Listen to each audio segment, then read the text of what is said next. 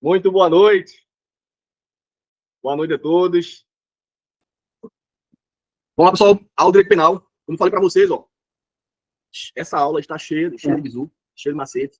A gente vai passar por várias partes ali do direito penal, tá? Onde vocês vão fazer uma revisão bem bacana, bem interessante aí do conteúdo de direito penal, tá? Só com essa aulinha de hoje. Então, no caso do homicídio culposo, a legislação brasileira permite que, se o agente cometeu o crime sob influência de forte emoção, após injusta provocação da vítima, a pena possa ser completamente perdoada pelo juiz, independente das circunstâncias e consequências do ato. E aí, meu povo, isso está certo ou está errado? Meu povo, estamos falando do crime de homicídio. O crime de homicídio é um dos mais cobrados em prova de concurso e vocês não podem deixar de dominar esse crime. Ele está previsto no artigo 121 do Código Penal, tá? E a nossa questão, ela cobra o chamado homicídio privilegiado. E no homicídio privilegiado, eu costumo trazer a cara desse sujeito aí nas nossas aulas para ajudar vocês a fixarem o conteúdo. Quem é esse indigente?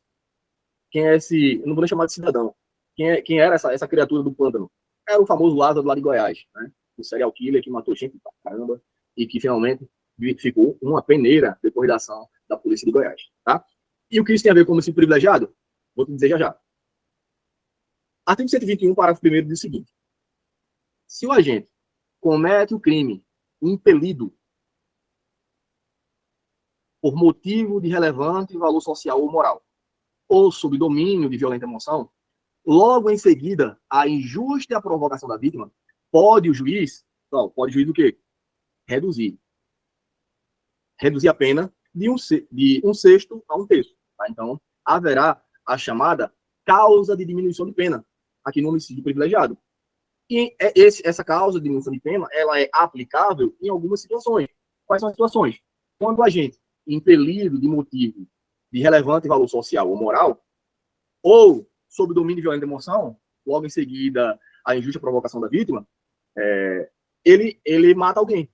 Tá? Então, haverá uma redução aqui da pena no crime do homicídio. Tá? E para ajudar vocês, eu trouxe um esqueminha que realmente facilita a vida dos senhores e das senhoras. Quem quiser tirar o print, tirar foto, fique à vontade. E aí, pode inclusive nos marcar lá no Instagram, tá? Ó, homicídio privilegiado. No caso de motivo de relevante valor social, no caso de motivo de relevante valor moral, ou no caso de domínio de violenta emoção, logo em seguida a injusta provocação da vítima, reduz-se de um sexto a um terço da pena no crime de homicídio, tá?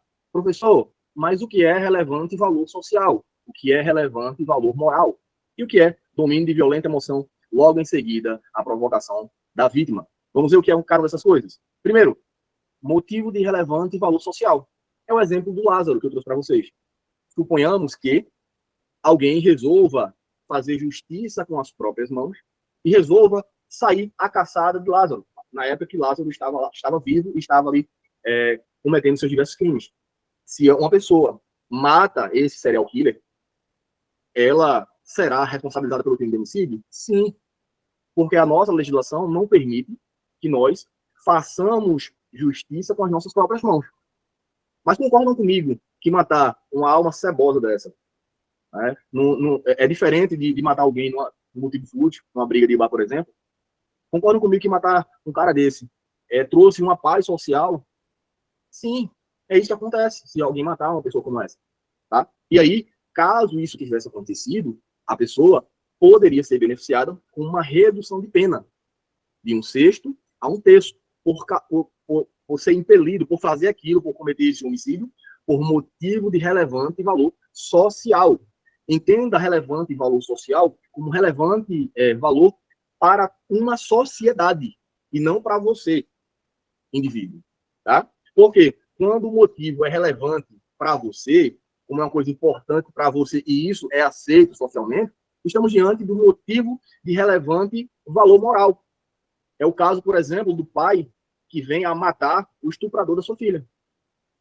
Ele vai ter que responder pelo crime de homicídio? Vai, porque ele não pode fazer justiça com as próprias mãos. Mas o Código Penal lhe concede um benefício, que é o chamado homicídio privilegiado, reduzindo a pena de um sexto a um terço. Tá? Há também a questão do domínio de violenta emoção, logo em seguida, a injusta provocação da vítima. Existe um caso emblemático no direito penal brasileiro, que é o caso do João Cabeção. Não sei se você já ouviu essa história. João era o cara que trabalhava numa hamburgueria, e ele trabalhava ali, era chapeiro, estava lá, né, fazendo os hambúrgueres, e tinha um entregador que, todas as vezes que ela pegava um hambúrguer para entregar, chegava e dizia: fala, João, Cabeção. E aí, o João foi enchendo o saco com isso. Chegava lá outro dia para fazer entrega: fala, João, cabeça de caixa d'água. Fala, João, fala, cearense. Né? Então, o pessoal o cara ficou enchendo o saco do pobre João, até que um dia, o João já estava com a cabeça quente, né? O João chegou para ele: ó, meu irmão, vê só, vou te dizer pela última vez, a próxima vez que tu vier tirar onda com a minha cara, eu vou encher você de facada. Eu vou matar você, porque eu não aguento mais você enchendo o saco. E aí, o que aconteceu? O entregador não botou fé. E um belo dia, antes dele terminar de falar, João Cabeção, o João foi lá e desferiu várias facadas no cara. Matou. E aí, ao chegar no júri, né, porque, como vocês sabem, crimes contra a vida são julgados no tribunal do júri. E ao chegar no júri, o cara foi responsabilizado, né, pelo crime de homicídio, mas foi aplicada a privilegiadora, a redução da pena de 1/6 a 1/3, porque João cometeu aquele crime porque ele estava sob domínio de violenta emoção.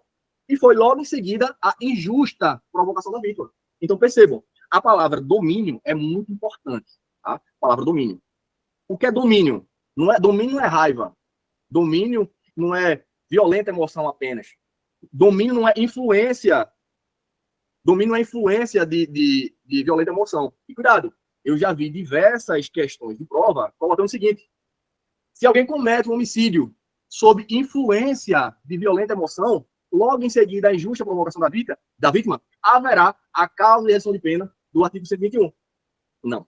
Não é influência de violenta emoção, é domínio de violenta emoção. O que é domínio? O cara está possuído daquela violenta emoção. Ele perdeu o controle de si, de tão estressado que ele ficou com aquela situação. Então é domínio de violenta emoção, e a provocação da vítima precisa ser injusta. Não é qualquer provocação. Se for uma provocação justa, não.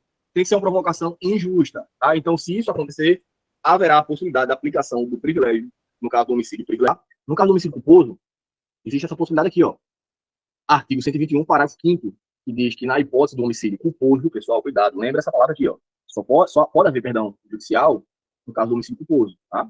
O juiz pode deixar de aplicar a pena se as consequências da infração atingirem o próprio agente de forma tão grave que a sanção penal se torne desnecessária, tá? Isso é o que nós chamamos de perdão judicial. Só pode ocorrer no caso de homicídio culposo, tá? Culposo. Como assim, professor? Homicídio culposo, alguém vai ser perdoado pelo juiz? Pode acontecer. Por exemplo, o exemplo do pai, como Lídia tá falando aí, ó, o exemplo do pai que estava no ré do carro, e o filho está brincando atrás do carro, e ele simplesmente atropela a criança porque não viu, estava no ré e não viu. Pessoal, não é justo penalizar esse pai ou essa mãe que atropelou seu filho com uma pena no direito penal, tendo em vista que pena alguma apagaria o sofrimento que aquele pai, que aquela mãe, aquela culpa que aquele pai, aquela mãe vai carregar pro resto da vida. Tá? Então, a sanção penal nesses casos seria totalmente desnecessário. Por quê? Porque com a própria negligência desse pai, dessa mãe, ele já foi penalizado. Tá? Ele já foi penalizado de tal modo que a sanção penal é totalmente necessária. E o juiz pode, sim, deixar de aplicar a pena nesse caso. Tá bom? Beleza? Só um adendo aqui para vocês. Voltando para nossa questão. Diz o seguinte, ó. No caso de homicídio culposo, a legislação, ó, homicídio culposo. A legislação brasileira permite que, se o agente cometeu o crime sob violência, sob influência de forte emoção, após injusta provocação da vítima, a pena pode ser completamente perdoada pelo juiz, independentemente das circunstâncias e consequências do ato. Pessoal, totalmente errado. A gente viu que homicídio culposo é uma coisa, homicídio doloso privilegiado é outra. Tá? No caso que a gente viu lá, ó, inicialmente era um homicídio doloso. O cara quis matar, mas ele vai ter uma redução da pena porque se encaixou em uma daquelas situações. Logo após, a gente viu o caso de homicídio culposo, onde a pena, sim, pode ser plenamente, completamente perdoada pelo juiz, mas não é independente das circunstâncias e consequências do ato. Não, é só se aquilo atingir a pessoa de tal forma que a sanção penal se torne necessária. Por esse motivo, gabaritamos a questão de número 1, que está errado. E GEDUC, Prefeitura de Triunfo, Fiscal de Patrimônio, 2023. O furto qualificado é punido com pena de prisão de 6 meses ou multa, se o crime for cometido com abuso de confiança ou mediante fraude, escalada ou destreza, de acordo com o Código Penal. Tá? E aí, pessoal, está certo ou está errado? Meu povo, um outro motivo... Não, até ela tá não, isso me ajude. Ela tá não, minha aluna. Minhas alunas respeitam demais. Tá? Vamos embora. Meu povo, o crime de furto, mais um motivo de eu ter trazido essa questão novamente, é porque aqui, pessoal, aqui atente-se para isso, tá? Atente-se para isso. Nós temos aqui uma atualização recentíssima no Código Penal, que vai pegar muito concurseiro iniciante, muito concurseiro que está com material antigo, muito concurseiro que diz, eu não gosto de ler teoria, eu vou fazer estudo reverso, vou estudar só por questões. Vai pegar esse tipo de concurseiro e derrubar. Por quê? Porque não tem questões no site de questões por aí sobre esse conteúdo, porque é uma atualização recentíssima. Né? Esse conteúdo muita gente vai esquecer, tá? Vai ver essa aula, não vai revisar, vai esquecer, e vai derrubar muita gente na prova. Tá? Tomara que caia na Guarda Paulista agora. Tomara que caia. Tá? Porque quem está nessa aula vai lembrar muito bem. A atualização recentíssima aqui no crime de furto. Se liguem, ó. Furto qualificado, artigo 155, parágrafo 4º. A pena é de reclusão de 2 a 8 anos e multa se o crime é cometido. Antes de iniciar as hipóteses, quero dizer para vocês que, os alunos da mentoria, né,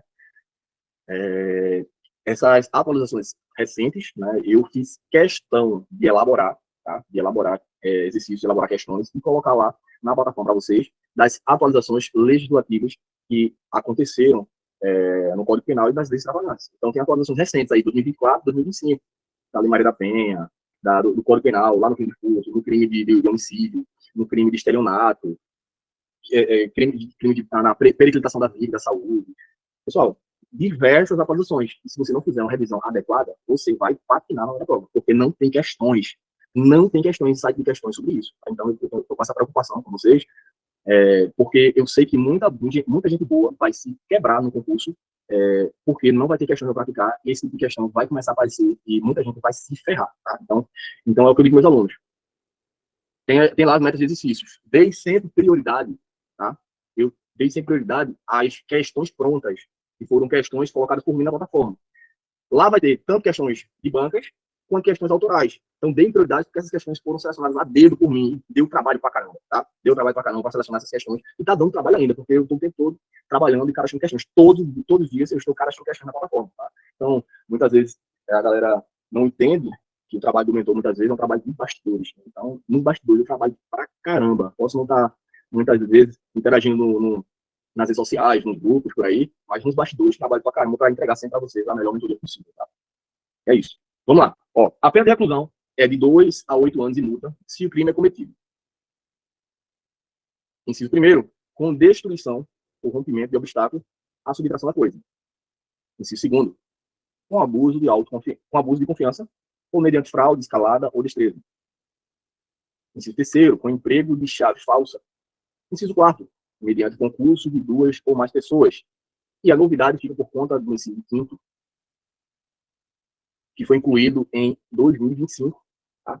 Dentro desse ano, e isso pode e vai começar a ser cobrado em prova, tá? Tanto essa como outras atualizações de 2024 e 2025, beleza? Então, quando houver esse furto contra quaisquer bens que comprometam o funcionamento de órgãos da União, de Estado, ou de município, ou de estabelecimentos públicos ou privados que prestem serviços públicos essenciais, haverá também aqui o furto qualificado, beleza? Meu povo, e aí, para facilitar a vida de vocês, né, para ajudar vocês a memorizarem o parágrafo 4º, porque das hipóteses de furto qualificado, o parágrafo 4º é o que disparadamente mais é cobrado em concurso. Professor, são apenas essas possibilidades de furto qualificado? Não. O Código Penal traz outras possibilidades de furto qualificado. Tá? Mas o parágrafo 4º, ele representa cerca de 80% das questões sobre furto qualificado. Então, o parágrafo 4º, vocês não podem deixar de ter na cabeça de vocês. Tá? Os outros tipos de furto qualificado caem também, mas caem em menor proporção. Beleza? E para ajudar vocês a memorizar, nós temos o nosso bizu na veia. Tá? Aquele bizu na veia, aquele macete que salva vidas. Vamos ver? Bizu na veia. Basta vocês lembrarem que o furto qualificado pede a CC. Como assim, professor? CC. CC é suvaqueira, nhaca, cheiro de gambá. Então, CC significa isso. Que Antes da atualização no Código Penal, o nosso CC tinha 2,6. Agora tem 3. Tá? Então, o furto qualificado fere a CCC. Tá? Como assim, professor? F, quando o furto é cometido mediante fraude. E, quando o furto é cometido mediante escalada. D, quando há destruição ou rompimento de obstáculo. D, novamente, quando ele é cometido com destreza. A, quando é cometido mediante abuso de confiança. E agora vem os 3 Cs. Quando há o emprego de chave falsa, quando há concurso de pessoas e quando ele é cometido contra bens especiais, conforme o inciso 5º, inserido agora recentemente em 2025. Beleza? Print foto para quem quiser e vamos avançar.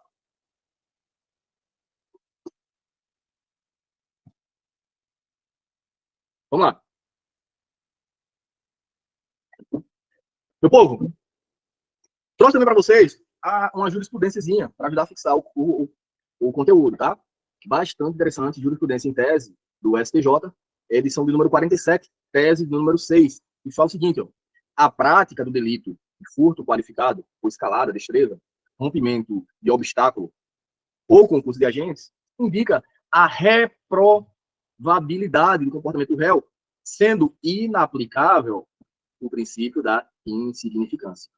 Tá? Então, se a banca quiser dar uma complicadazinha, cobrar uma jurisprudência como essa, vocês vão lembrar que, nesses casos de furto qualificado, não vai ser aplicado o princípio da insignificância. Beleza? Respondemos agora com tranquilidade demais, tá? A nossa questãozinha que veio cobrar a pena. Tá? E perceba uma coisa, pessoal. Ó, perceba uma coisa. Eu não trouxe o crime aqui de furto comum. Eu trouxe o furto qualificado. Tá? E aqui, pessoal, ó, a reclusão é de 2 a 8 anos. Tá? Diferentemente do furto comum, onde é metade disso, é de 1 a 4 anos. Tá? E aí, a nossa questãozinha veio de sacanagem aqui dizer que no furto qualificado, a pena será de 6 meses ou multa. Não, pessoal, não existe 6 meses nem para o furto comum, muito menos para o furto qualificado. O gabarito da questão é errado. Que apesar de ter cobrado pena, cobrou uma pena que é totalmente fora da realidade. Tá? Então, mesmo o concurseiro ali, que não memorizou exatamente qual é a pena, ele vai conseguir acertar essa questão se ele tiver uma certa noção. E aí foi quando um dos alunos me perguntaram, professor, como é que eu faço para memorizar a pena? Eu respondi para ele, fique doido, né, doido, e você vai memorizar todas as penas, porque eu nunca memorizei todas as penas do Código Penal e das leis de trabalhar. Não tem como. Impossível, inviável, não dá. Tá? E aí, o que é que você vai acontecer? Qual é o bizu? Vocês precisam, pessoal, identificar padrões. Identificar padrões. Vocês vão ver, pô, e nos crimes patrimoniais, e na maioria dos crimes, há o quê? Sempre o quê? A pena de reclusão e multa. Pô, quando eu falo os crimes contra a vida, não há aplicação da pena de multa. Diferente, ó. Crimes contra a vida não tem aplicação de pena de multa. Aí você coloca na cabeça, ó. Então deve ser uma coisa mais principiológica, que não há dinheiro que pague ali a perda de uma vida. Então, você começa a memorizar dessa forma. Ah, lá na Lei Maria da Pena só tem um único crime. Pô, e agora é apenado com reclusão. Eu vou memorizar, só tem um crime. Vou memorizar. Ah, o crime de homicídio, que cai baixando de prova, vou memorizar. O crime de furto, simples, furto qualificado, vou memorizar. Vou lá para a lei de abuso de autoridade. E lá eu sei que na lei de abuso de autoridade não tem crime nenhum de reclusão. É tudo detenção. Então você começa a identificar certos padrões e questões que cobrem pena, acaba que na maioria das vezes não vai te derrubar, porque você tem um olhar atento para identificar os padrões. E uma ferramenta incrível para fazer isso são duas teclas do seu computador, Ctrl e F. Duas teclas. Bizu de mentor. Estou falando para vocês aqui numa aula gratuita, bizu de mentor, viu? Meu povo, vão lá no Código Penal, vão lá nas leis de vocês, tem simplesmente um Ctrl F. Quando vocês derem um Ctrl F, vocês vão pesquisar para identificar padrões. O que eu fiz na minha época de concurseiro, para mostrar até para Adalto. Na minha época de concurseiro, na época que eu estava estudando para o DEPEN, na LEP, eu queria identificar as frações, todas as frações que aparecem na LEP. Quando era metade, quando era um terço, quando era um quarto, quando era um oitavo. E eu fiz o quê? Ctrl F e comecei a ver. Ah, aparece aqui fração, aparece fração aqui. Comecei a anotar as frações e guardei para revisar nas épocas da prova. Por quê? Como eu sempre reforço, tem certos conhecimentos, como penas, frações, causa de aumento de pena e muitas vezes qualificadoras, certos de conhecimentos como esses, prazos, que vocês não vão conseguir guardar na memória de longo prazo de vocês. E é o que vocês têm que fazer. Tem que descansar a mente de vocês, desses problemas, dessas memorizações chatas que não vão servir para nada, vão anotar no materialzinho de vocês e vão deixar para revisar isso só na época da prova. Porque aí você revisa, memoriza, faz a prova, no outro dia esquece de tudo, mas acerta a questão. Tá? E aí eu sempre falo isso para os meus alunos, sempre falo isso. E uma boa parte já fez, mas sempre tem aquele concurseiro que que é teimoso e acaba não fazendo, e se quebra na hora da prova. Meus alunos recebem, muitos deles, meta específica de resumo, que é para produzir esse material de revisão de véspera de prova. Tá? E eu falo para vocês, como exemplo, de Rayane. Cara, a Rayane me ouve muito, tudo que eu falo. A Rayane, ela segue rigorosamente o que eu falo, e tá com as aprovações dela por conta de seguir o que eu tô falando. Aqui, ó, ela nem sabe, mas eu tô com o material dela aqui, ó. Ela nem viu. Tô com uma pastinha dela aqui, dentre outras, ela tem outra pastinha também que eu vi. Tá aqui os cartõezinhos dela, ó. Ó, cartõezinhos, ó, para revisar na sexta da prova. Só o macete, ó. Tá vendo?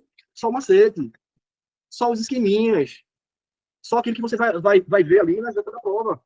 Tá? Então, peguem o bizu. Vocês não precisam errar como eu errei. Vocês hoje têm orientação, têm acesso à informação. Então, o que eu falo é o que eu fiz, o que funcionou para mim, que vai funcionar para vocês, porque o concurso não mudou. O concurso continua da mesma forma.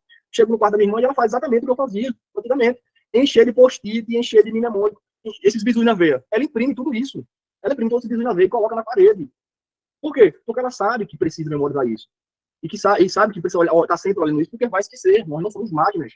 Né? Nós temos dificuldade de memorizar coisas que são extremamente abstratas. Então, tem coisas que são abstratas que você só vai memorizar se você ficar sempre dando aquela olhadinha, ou se você colocar na memória de curto prazo, revisando só na véspera da prova. Tá? Então, você livra a sua mente, guarda de estar memorizando essas coisas, e poupa a sua mente para estudar e para aprender. Aquilo que é extremamente decorado, você deixa fazer. Tá? Beleza? Simbora, então. Vamos para. Conforme previsto no artigo 155 do Código Penal, o furto qualificado incorre em pena de reclusão de 4 a 8 anos e multa se o furto ocorrer mediante fraude e for cometido por meio do dispositivo eletrônico ou informático. Então, isso está certo ou está errado? Vamos ver. Meu povo, furto qualificado previsto no artigo 155, parágrafo 4b, que fala que a pena é de reclusão de 4 a 8 anos e multa se o furto mediante fraude é cometido por meio do dispositivo eletrônico ou informático, conectado ou não à rede de computadores, com ou sem a violação de mecanismos de segurança ou a utilização de programa malicioso, ou por meio de qualquer outro meio fraudulento análogo. Meu povo, essa questãozinha, muita gente erraria na prova, e errou, tá? Porque costumam memorizar apenas aquilo que mais cai. E aí eu fico puto com meus alunos, muitas vezes, preguiçosos, quando tem aluno preguiçoso, e fica, professor, no pré-edital. Professor, disso daqui, o que é que mais cai? Meu amigo, tu tá no pré-edital. Tu tem todo o tempo do mundo para estar estudando. E tu quer saber o que mais cai? Sei não sei o que é que mais cai, não. Estuda tudo aí. Por quê? Cara, mano, se a gente tá no pré-edital, o pessoal sempre tem que se preocupar apenas com o que mais cai, não. Você tem que se preocupar com tudo. Ah, professor, mas eu tô no pós-edital. Mas se você tá no pós-edital e tem tempo de aprender aquilo que cai menos, para ser o diferencial na tua prova, você estuda. Aquilo que mais cai, pessoal, isso é discurso para desesperado. Isso é discurso para quê? Para onde véspera. Os alunos de véspera vão dizer, pessoal, tem que pensar aqui que isso aqui cai pra caramba, vai estar na sua prova, vai estar uma questão disso aqui na sua prova, eu vou estar fazendo isso. Porque sempre cai, tem questões, tem assuntos que sempre caem. Isso é por desespero. Mas se vocês estão estudando com antecedência, não tem que se preocupar com apenas o que mais cai. Tem que se preocupar com o conteúdo que cai menos, porque muitas vezes é essa questãozinha, esse tipo de questão que deixa você fora do concurso, tá? E aí, voltando para nossa questãozinha, ó, conforme previsto no artigo 155 do Código Penal, o furto qualificado incorre em pena de reclusão de 4 a 8 anos e multa se o furto ocorrer mediante fraude ou por meio de fraude e for cometido por meio de dispositivo eletrônico ou informático. Gabarito, correto. As penalidades aplicadas no crime de perseguição não prejudicam a aplicação das demais penas relacionadas à violência sofrida pela vítima. E aí, meu povo, isso está certo ou está errado? Professor, crime de perseguição? Que crime é esse? É quando a polícia vai atrás do ladrão? É isso? Que crime é esse, professor? Pelo amor de Deus, que eu nunca vi esse crime. Pessoal, isso está certo ou errado? O que vocês acham? O crime de stalking ele foi criado, foi inserido no Código Penal, através da Lei 14.132 de 2021. Tá? Então, desde 2021, se você não sabia que existe esse crime de perseguição, o stalking, ele não surgiu de ontem para hoje, não. Ele está lá desde 2021. Então, se atualize. Diz assim, ó, o preceito primário.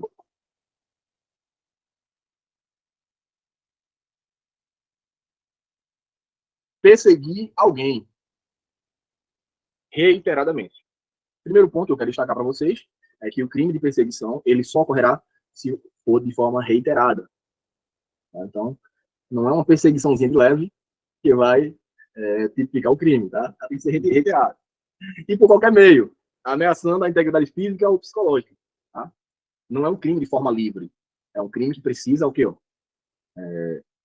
Ameaçar a integridade física ou psicológica de alguém. Restringindo a capacidade de locomoção ou, de qualquer forma, invadindo ou perturbando a esfera de liberdade ou privacidade.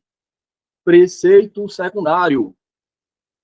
Pena, reclusão de 6 meses a 2 anos e multa. Tá? E o Wilson já colocou aí, ó, se aplica também a Lei Maria da Penha. Sim. E eu vos pergunto, no caso da Lei Maria da Penha, esse crime, ele se enquadra em qual tipo de violência lá da Lei Maria da Penha?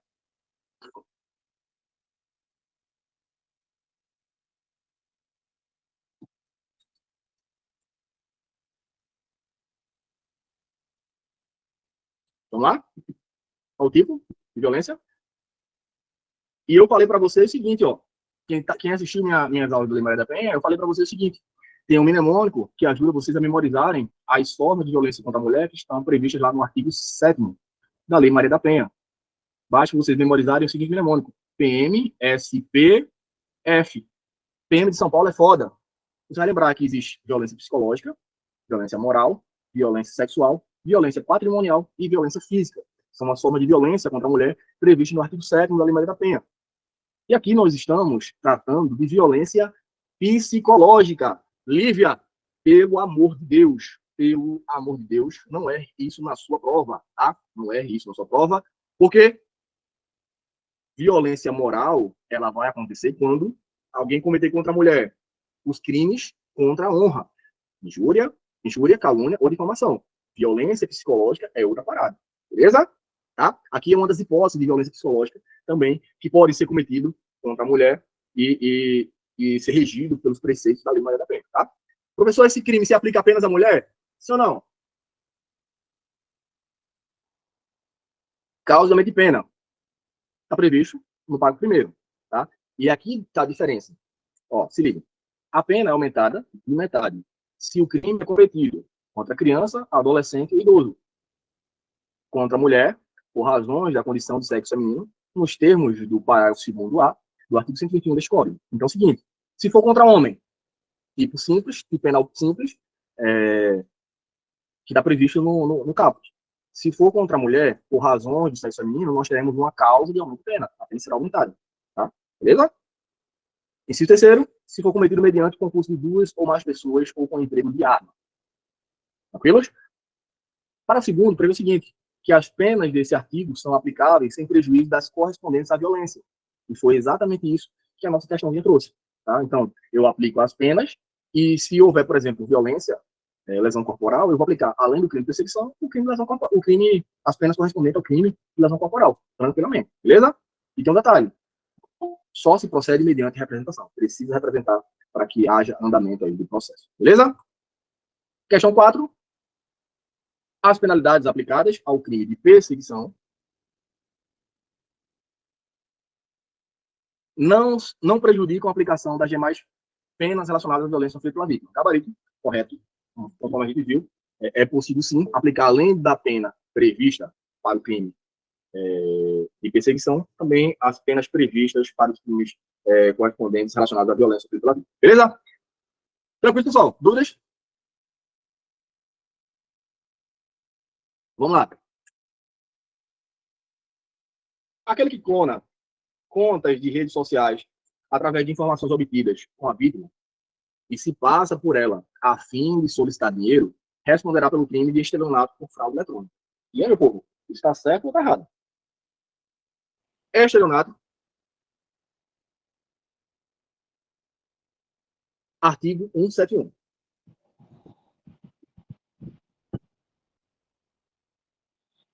Preceito primário. Obter para si ou para outrem vantagem ilícita em prejuízo alheio induzindo ou mantendo alguém em erro. Percebam esse detalhe aqui, tá? O crime de estelionato. Mantendo. Lincoln, desliga teu microfone, por gentileza.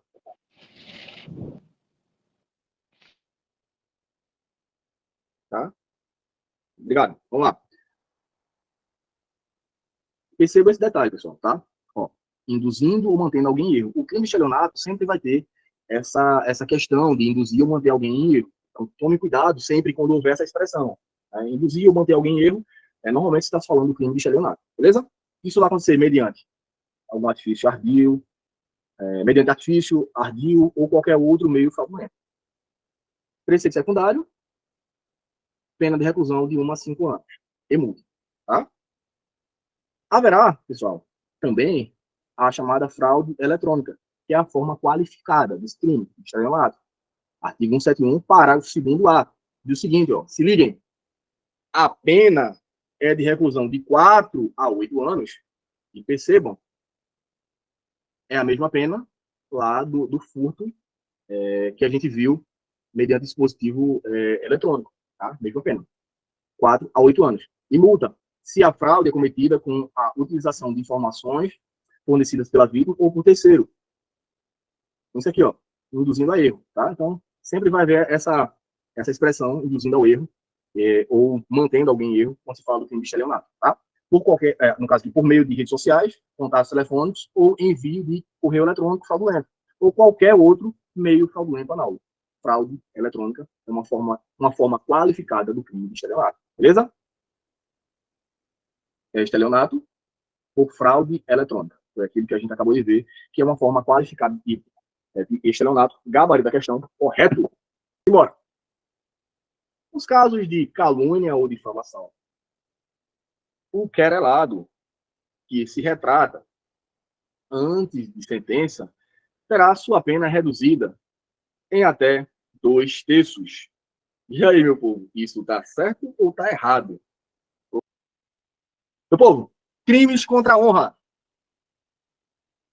Nós temos os crimes de injúria, difamação e calúnia. Meu povo, o que é crime de injúria, o que é difamação e o que é calúnia? Vamos ver. Injúria. Já falei para vocês. Exatamente, Wilson. Injúria é aquele xingamento, é aquela esculhambação. É ofender a dignidade ou o decoro de alguém. O que é difamação, professor? É imputar a alguém fato ofensivo à sua reputação. Calúnia. Imputar falsamente a alguém fato definido como crime. Beleza? Esse esqueminha eu já trouxe para vocês algumas vezes em aula. Tá? E eu vou avançar um pouco mais rápido. Quem quiser pode tirar print, pode tirar foto, para facilitar a memorização, e eu vou avançar para o que a questão está cobrando. Tá? Vamos lá. Um crime contra a honra, pessoal. O crime contra a honra, ele pode ofender tanto a honra objetiva quanto a honra subjetiva. Tá? Qual é a diferença, professor? Vamos ver. A honra objetiva é a imagem a imagem do ofendido perante outras pessoas. A honra subjetiva é a imagem do ofendido sobre si mesmo. E aqui esse crime pode ser cometido de duas formas. Pode ser um crime contra a honra e dignidade, onde eu atuo sobre atributos morais do indivíduo, e pode ser a honra decoro, quando eu trato de atributos físicos e intelectuais. Tá? Como assim, professor? Está falando grego? Vou explicar. Quando a gente fala, por exemplo, do crime de calúnia e do crime de difamação, nós estamos tratando de crimes que ofendem a honra objetiva de alguém, ou seja, a imagem, a reputação do indivíduo perante outras pessoas. Quando eu estou cometendo crime de injúria, eu ofendo a imagem que o indivíduo tem sobre si mesmo. E eu posso atingir a honra ou o decoro dessa pessoa. Qual é a diferença? Quando eu atinjo a honra dessa pessoa, eu atribuo atribuo características morais ruins daquela pessoa. Vagabundo, preguiçoso, ceboso. Então, eu vou, puta, rapariga, eu vou colocar eu vou colocar aqui atributos morais. Quando eu venho para decoro, quando eu ofendo o decoro de alguém, tá? Diferente de quando eu ofendo a dignidade, como eu falei anteriormente, quando eu ofendo o decoro, eu estou tratando, eu estou ofendendo baseado em atributos físicos e intelectuais, tá? É, por exemplo, se eu pegar a gordinha e chamar ela de olha de poço, tá? Pegar o cabeção e chamar ela de cabeça de caixa d'água, chamar o orelhudo de Teletubbies, e por aí vai, tá? Atributos físicos. Atributos intelectuais também, seu jumento, né? seu burro do burro de seu Romeu, então por aí vai. Então, quando eu ofendo atributos físicos e intelectuais de alguém, eu ofendo a honra de puro. Quando eu vou para atributos morais, eu vou para a honra de dignidade. Nesses casos, honra subjetiva, crime de injúria. Os demais casos, difamação e calúnia. Print foto a quem quiser e a gente já avança. Beleza? Sim, tem mais um detalhe, tá? Tem mais um detalhe importantíssimo para responder a nossa questãozinha. Antes de vocês tirarem o print a foto, vocês já tiraram, tirem outro print, outra foto, a partir da seguinte informação. Vamos lá. Meu povo, pergunto para vocês. Se eu chego para alguém e faço aquela esculhambação, eu chamo a pessoa de tudo que não presta. Coloco na pessoa atributos morais ou atributos físicos ou intelectuais indesejados. Se eu pedir desculpa, se eu quiser me retratar, eu vou conseguir tirar essa ofensa? Não vou, pô. Não vou, já foi. Você já ofendeu, você já machucou a pessoa, já era, acabou. Por esse motivo, nos casos de injúria, não cabe retratação. Diferentemente, pessoal, dos crimes de calúnia e difamação, onde eu atribuo um fato a alguém. Quando eu digo que alguém fez algo e depois eu vou lá e digo, não, fulano não fez, não, é mentira, eu menti, eu errei, eu posso corrigir a imagem daquela pessoa perante as outras. Então, no caso da calúnia e no caso da difamação, onde há atribuição de um fato, é possível, pessoal, a figura da retratação. Tá? Então, só nesses casos, quando eu ofendo a honra objetiva, que é a imagem do ofendido perante as outras pessoas, caso, calúnia, difamação. Pode retratação. No caso da injúria, não tem como, cara. Não tem como se retratar. Não vai retirar a ofensa que você atribui à pessoa. A pessoa, a gordinha não vai deixar de ser rolho de poço, nem o cabeção vai deixar de ser cabeça de caixa d'água, não, tá? Mas vai continuar do mesmo jeito, beleza? Não tem como retirar essas ofensas. Tranquilo?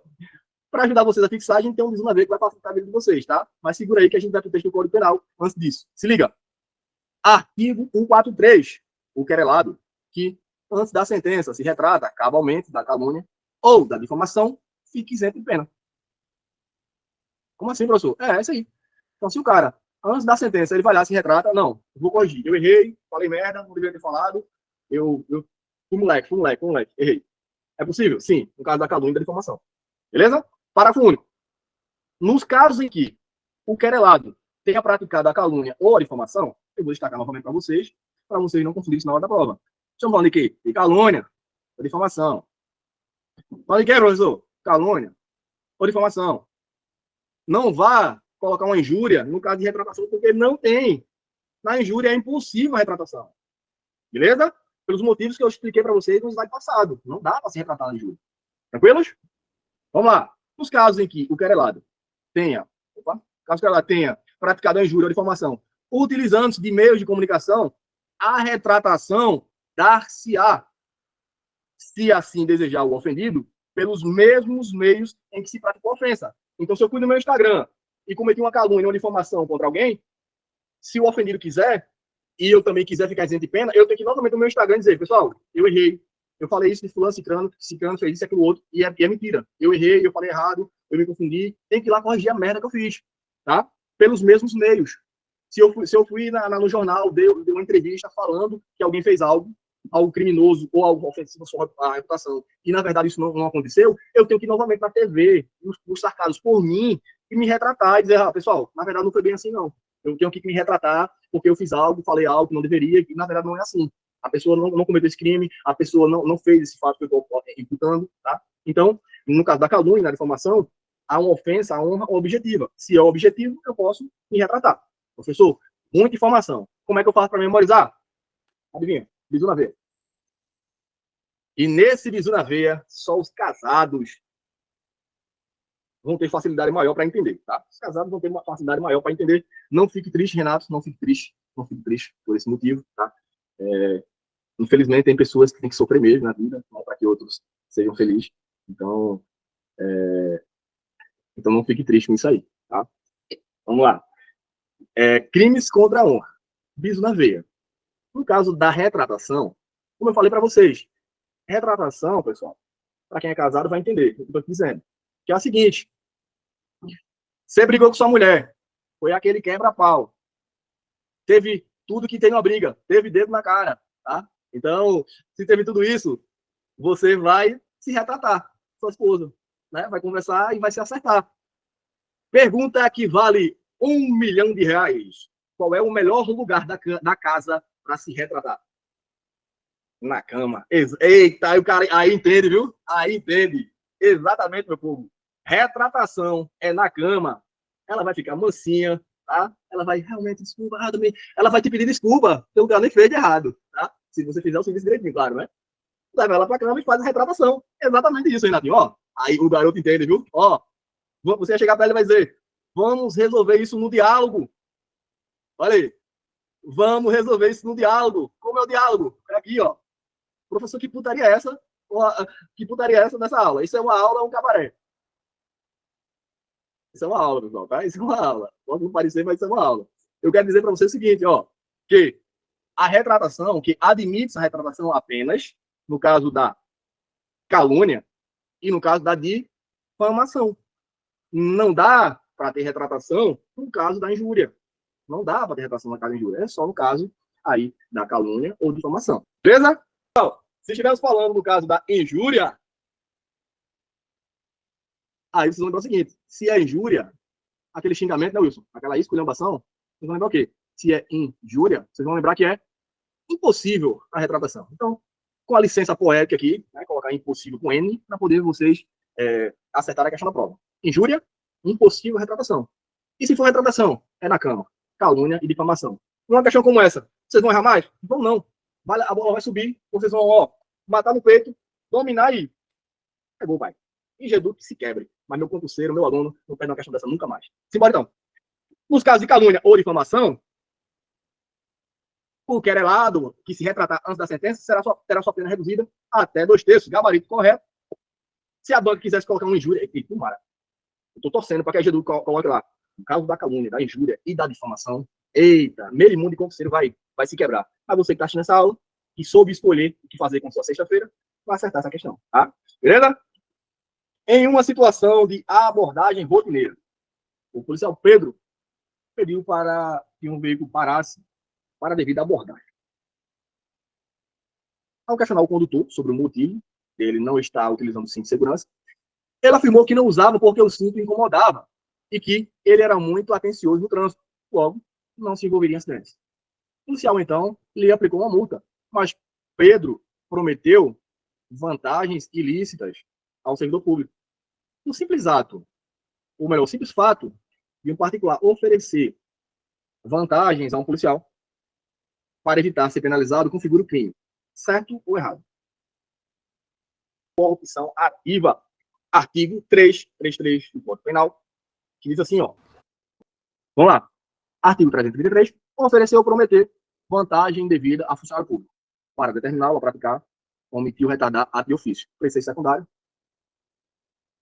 Pena, reclusão de 2 a 12 anos e multa. Isso é um crime comum. E eu, como eu já falei para os meus alunos aí, isso é um tipo de pena que vale a pena ser memorizado, tá? Eu falei para alguns de vocês aí, ó, pena de 2 a 12 anos.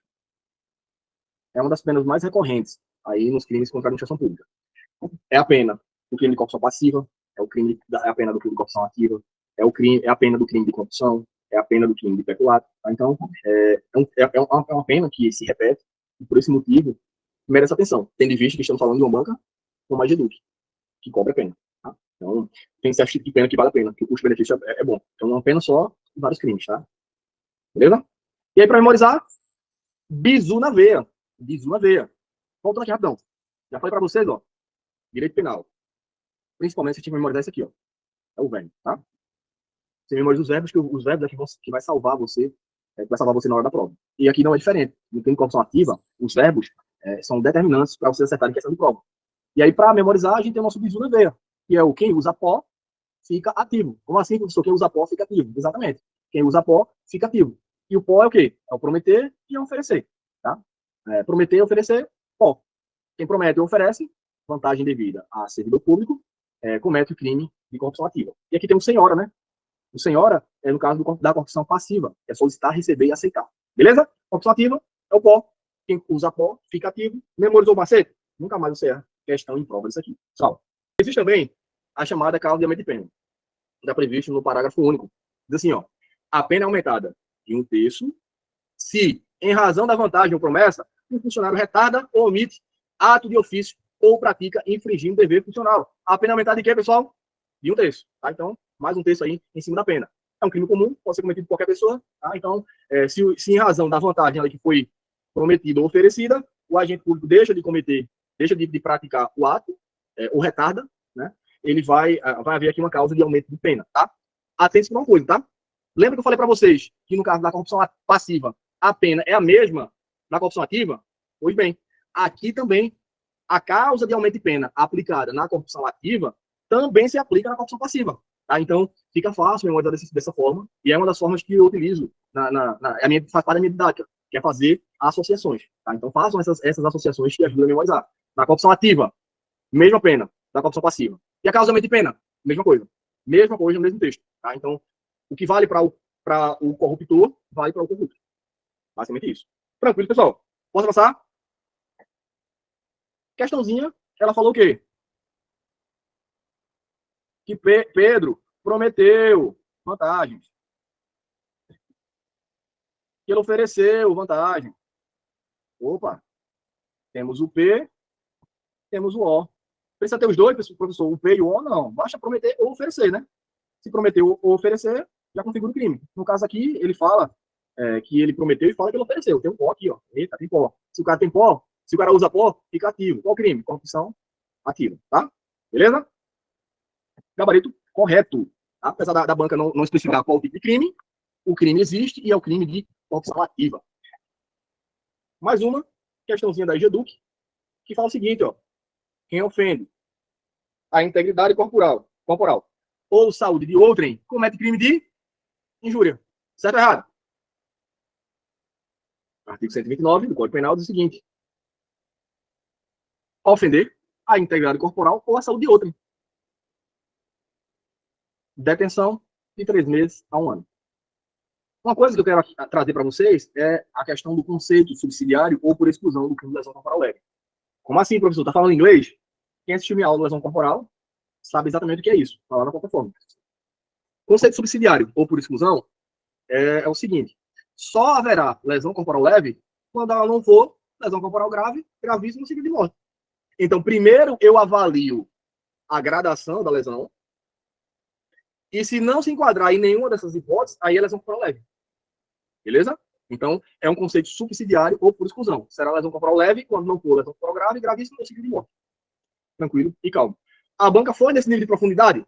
Não. A banca simplesmente trouxe o conceito, o que está previsto aqui no capítulo do artigo 159. Mas se ela se aprofundar, você for meu aluno, não erra. Ela disse que é injúria? Não, pessoal, pelo amor de Deus. Lesão corporal, né? Gabarito. É errado. Questão 9. Ó, Bia aí, Bia. Foi ela. Não constitui injúria ou difamação punível a opinião desfavorável da crítica literária, artística ou científica, salvo quando inequívoca a intenção de injuriar ou difamar. E aí, pessoal? O que é isso? Está certo ou errado? Meu povo, mais uma questãozinha aqui, que é algo que está certo também. É bom que quando vocês erram, vocês erram junto. Hein? Pessoal, mais uma questão aqui sobre crimes contra a honra. Exclusão do crime. Não constituem injúria ou difamação punível. Primeira hipótese, a ofensa irrogada em juízo, na discussão da causa, pela parte ou por seu procurador. Então, estamos lá na audiência, né? Estamos lá na audiência, e aí estão discutindo ali pela causa, E aí a pessoa, não, você é ladrão, você roubou meu dinheiro, não, você não pagou. Esse tipo de injúria e rogada de juízo na discussão da causa não constitui injúria, tá? Não constitui difamação punível, tá? Isso não será punido, beleza? Outra situação é quando há uma opinião desfavorável da crítica literária, artística ou científica, salvo quando inequívoca a intenção de injuriar ou difamar. Vamos lá, suponhamos que a administração pública queira comprar cadeiras para repartição. E ela abre uma licitação. E aí, várias empresas apresentam suas propostas e o administrador, o servidor público que está lá, responsável pelaquela aquisição, diz, ó, essa cadeira não presta porque ela é fraca, não serve para nossa demanda. Não serve. Opa, peraí. O servidor público está dando uma opinião desfavorável, criticando algo que ele está ali, foi contratado para fazer. Ele vai ser punido por isso? Não. Alguém que critica uma obra literária, uma obra artística, uma obra científica, ele vai lá e faz uma opinião favorável. Eu quero criticar o filme tal, o filme Tropa de Elite, por conta da violência, ele incentiva. Não, se for uma crítica ali artística, literária, sobre uma obra, cara, tá tudo certo, beleza? Eu falei a situação do servidor público, mas eu acabei antecipando a informação, tá? Servidor público é a hipótese do inciso terceiro, que eu apresento para vocês agora. O conceito desfavorável emitido pelo funcionário público em apreciação ou informação que preste no cumprimento do dever de ofício. A hipótese do inciso terceiro. O inciso segundo é quando se critica, faz uma crítica literária, artística ou científica, tá? Então, se eu não estou com a intenção de injuriar ou de difamar alguém, eu posso perfeitamente fazer isso, beleza? No caso do servidor público, eu posso contar um exemplo lá da Penitenciária Federal, onde eu trabalho, onde o pessoal da licitação lá fez uma aquisição, porra, sensacional pra gente, né? Nosso conforto no serviço. Compraram lá cadeiras gamers, assim, de uma qualidade surreal, tá? Compraram a melhor cadeira gamer que podiam comprar. Fizeram lá, ó, dizendo que só se via dessa forma, porque a gente tá pesadão, tá de colete, tá de fuzil, tem pistola, sei que lá. Não dá pra ser com a cadeira merda, não. Tem que ser uma cadeira poderosa. Então compraram uma cadeira lá, cara, boa e que vai durar.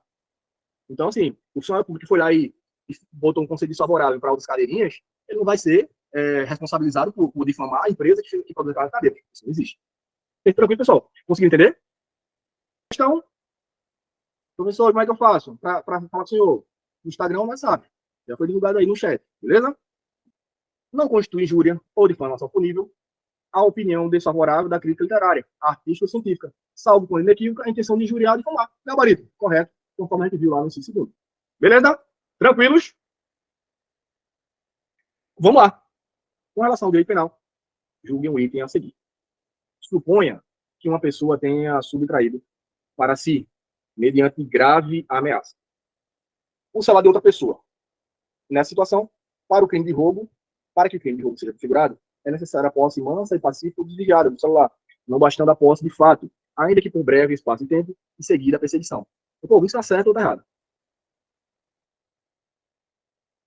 O crime de roubo, pessoal, está previsto lá no artigo 157 do Código Penal. Diz assim, ó, subtrair coisa móvel alheia.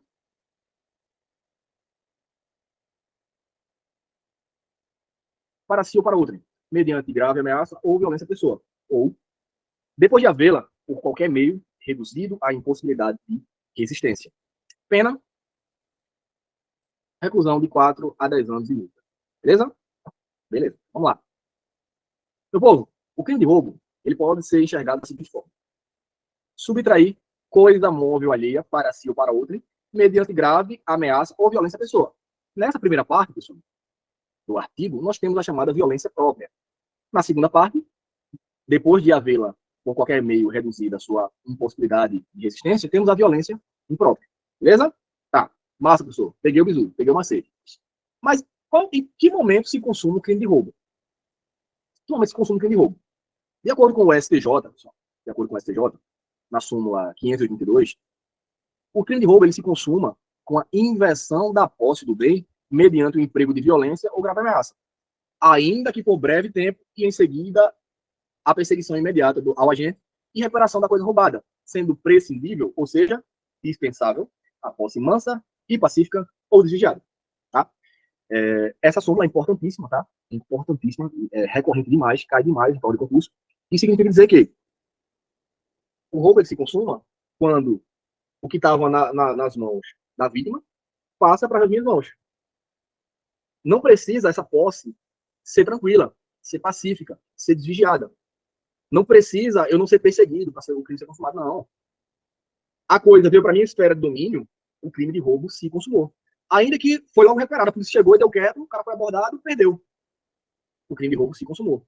O vigilante chegou lá e botou. O crime se consumou. Mas o cara foi perseguido e a coisa foi recuperada, não importa. O crime de roubo se consumou. Beleza? Essa mesma súmula também se aplica, esse mesmo entendimento se aplica também ao crime de furto, tá? E aí, se a banca quiser cobrar a teoria, qual teoria se aplica a esse tipo de crime, ou melhor, qual teoria se aplica para definir qual o momento da consumação do crime de roubo e também do crime de furto, vocês vão lembrar que é a teoria amócio aprêncio. Escreve-se amótio, mas se lê amócio aprêncio. E vocês precisam memorizar isso porque é bastante recorrente. As bancas costumam confundir isso bastante em prova. Como é que eu faço para memorizar, professor?